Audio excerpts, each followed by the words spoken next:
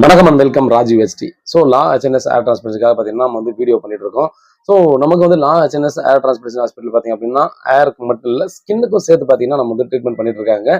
With நம்ம வந்து பார்த்தீங்கன்னா ஃப்ரீ கன்சல்டேஷன்ல ஸோ பண்ணிட்டு இருக்காங்க.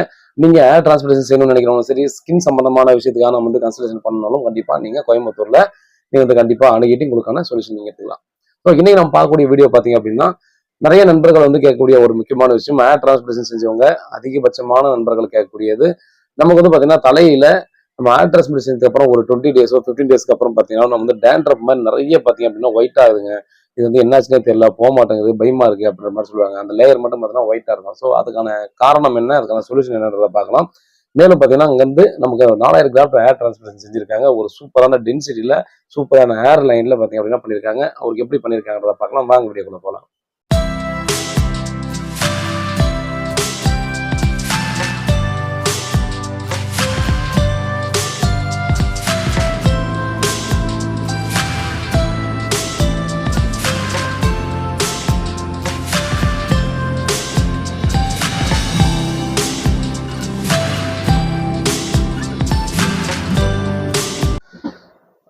கண்டிப்பா நம்ம நண்பரோட பாத்தீங்கன்னா அந்த 4500 கிராம் வந்து ஏர் டிரான்ஸ்போர்ட்டேஷன் செஞ்சிருக்காங்கன்னு சொல்லியிருந்தேன். ஸோ அவருக்கு வந்து பாத்தீங்கன்னா கிட்டத்தட்ட பாத்தீங்கன்னா ஒரு முக்கால் தலைக்கு, அதாவது க்ரௌன் ஏரியா வரைக்கும் பாத்தீங்கன்னா அவருக்கு வந்து கிராஃப்ட் வந்து சுத்தமா இல்லை.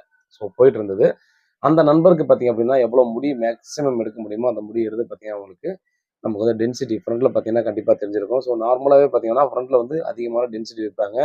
ஸோ அதுதான் நம்ம வந்து ஃப்ரண்ட் லுக் வந்து நம்ம நல்லாவே காட்டும். ஸோ அதனால பாத்தீங்கன்னா நமக்கு வந்து இந்த ஃப்ரண்ட்ல டென்சிட்டி வந்து எல்லா இடமும் பாத்தீங்கன்னா நல்லா வைக்கணும் அப்படின்னு சொல்லி தான் பார்த்தீங்கன்னா அவங்க வந்து பண்ணிட்டு இருக்காங்க. மேலும் பார்த்தீங்க அப்படின்னா நம்ம அதுக்கு மேலே போகும்போது தான் கிராஃப்டோட எண்ணிக்கை கம்மியாக இருந்தால் அதுக்கு ஏற்ற மாதிரி மேட்ச் பண்ணி பண்ணுவாங்க.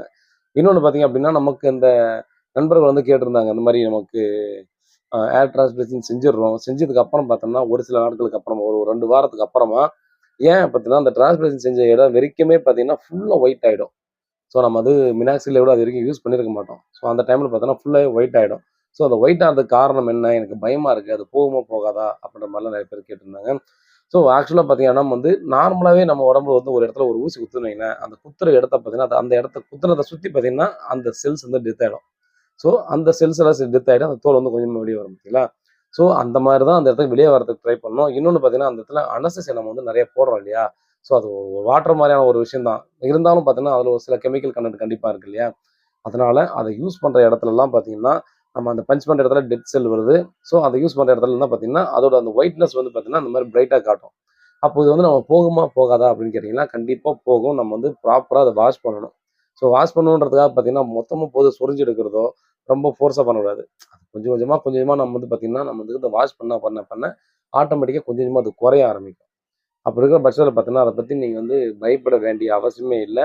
ஏர் டிரான்ஸ்பிளேஷன் செஞ்சவங்க எல்லாருக்குமே பார்த்தீங்கன்னா கண்டிப்பாக இருக்கும். ஸோ மினாக்சில் யூஸ் பண்ணால் அந்த மாதிரி வருமானு கேட்டிங்கன்னா கண்டிப்பாக மினாக்சில் யூஸ் பண்ணுறதுக்கு முன்னாடி எனக்கெல்லாம் கூட பார்த்தீங்கன்னா மினாக்சில் யூஸ் பண்ணுறதுக்கு முன்னாடி தான் அந்த மாதிரி வந்தது. ஸோ எனக்கு மட்டும் இல்லை, எல்லாருக்குமே இது வரும். பட் நீங்கள் பயப்படணும். இது டேண்ட்ரப்னு சொல்லிட்டு பார்த்தீங்கன்னா ஒரு சிலர்லாம் பார்த்தீங்கன்னா அதுக்கு டேண்ட்ரப்புக்கு வேறு ஏதாவது ஷாம்பு யூஸ் பண்ணலாமா அப்படின்ற மாதிரி கண்ணோட்டத்துக்கு கூட ஈஸியாக போயிடுறாங்க. அதனால் அந்த மாதிரி கண்ணோட்டத்துக்கு தயவு செஞ்சு போக வேணாம். நீங்கள் டவுட் இருந்தால் நீங்கள் டைரெக்டாக நீங்கள் யார் மூலமாக போனாங்களோ அவங்க அந்த யூடியூபர் கிட்ட கேளுங்க. இல்லை நான் டைரெக்டாக கிளினிக்கிலே கேட்டுக்கிறேன் அப்படின்ற மாதிரி நீங்கள் இருந்தீங்கன்னா கண்டிப்பாக நீங்கள் கிளினிக்கிட்டே பார்த்தீங்கன்னா இந்த ஒரு விஷயத்த நீங்கள் கேட்டுட்டு அடுத்த கட்டமாக ஈஸியாக பார்த்தீங்கன்னா நீங்கள் எந்த மூவ் பண்ணிட்டு போகலாம். பட் நீங்களே ஒரு டிசிஷன் எடுத்துக்கிட்டீங்க அப்படின்னா கண்டிப்பாக இது பிரச்சனையில் தான் போய் முடியும் அப்படின்ற ஒரு விஷயத்தை சொல்லிக்கிறேன். ஏன்னா இது ஒரு கிரிட்டிக்கலான ஒரு சர்ஜரி. இப்போ வெளியே பார்க்கும்போது பார்த்தீங்கன்னா நம்ம வந்து முடி எடுக்கிறாங்க வைக்கிறாங்கிற மாதிரி தான் தெரியும். பட் இது எவ்வளோ சென்சிட்டிவான விஷயன்றது அதை நுணுக்கமாக பார்த்தீங்கன்னா நியர்பைலேருந்து பார்க்குறவங்களோ இல்லை ஏர் டிரான்ஸ்போர்ட் செஞ்சவங்களுக்கு மட்டும் தான் பார்த்தீங்கன்னா தெரியும். அப்போ இருக்கிற பட்சத்தில் இதில் ஒரு சின்ன சின்ன பிரச்சனைலாம் கூட பார்த்தோன்னா பெருசாக இம்பாக்ட் ஆகிறதுக்கான சான்சஸ் இருக்குது. அதனால் எந்த ஒரு இஷ்யூஸாக இருந்தாலும் எந்த ஒரு ப்ராப்ளம் சம்மந்தமான உங்களுக்கு டவுட் இருந்தாலும் டைரெக்டாக கிளினிக் அணுகி நீங்கள் வந்து கால் பண்ணி கேட்டு நீங்கள் ஃபாலோ பண்ணிக்கோங்க. ஸோ இதை வந்து கண்டிப்பாக நீங்கள் இப்போ ஒரு வருஷம் 2 வருஷம் எவ்வளோ நாள் ஆனாலும் நீங்கள் கால் பண்ணி அவங்க கிட்ட கேட்டுக்கலாம். ஏன்னா நீங்கள் அங்கே தான் ஏர் டிரான்ஸ்போர்ட்டேஷன் செஞ்சுருக்கீங்க. உங்களை ஃபாலோ பண்ணுவாங்க. உங்கள் கேள்வி கண்டிப்பாக பதில் சொல்லுவாங்க. அப்படி இல்லை அப்படின்ற பட்சத்தில் பார்த்தோம்னா எங்கிட்ட கேளுங்க, கண்டிப்பாக உங்களுக்கு நான் பதில் கொடுக்குறேன். வேறு ஏதாவது டவுட் தான் வாட்ஸ்அப் பண்ணுங்க, கால் பண்ணுங்க, பதில் காத்திருக்கேன். உண்மையாக நேர்மையாக கொடுங்க.